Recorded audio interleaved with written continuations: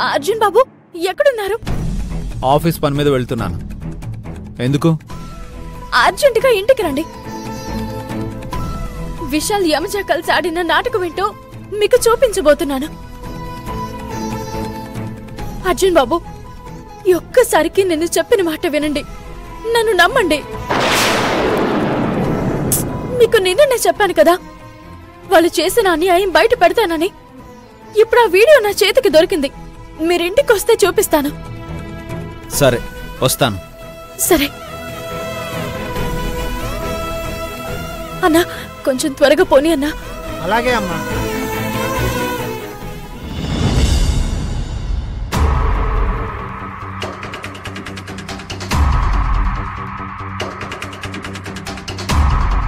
కాకి, మీ ఇద్దర్లో ఎవరో ఒకళ్ళు కావేరితో వెళ్లాల్సింది.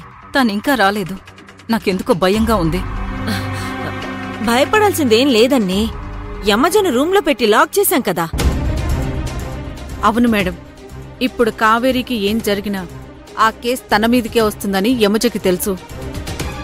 అందువల్ల తను కావేరికి అపకారం చెయ్యాలనుకోదు.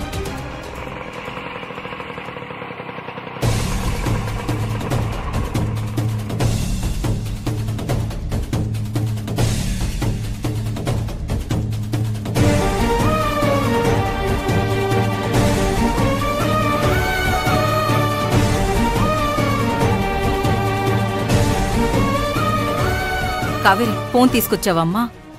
తెచ్చానత్తయ్య. కానీ నేను వస్తుంటే దారిలో ఆ విశాల్ అడ్డుపడ్డాడు. నా నుంచి మొబైల్ లాక్కున్నాడు.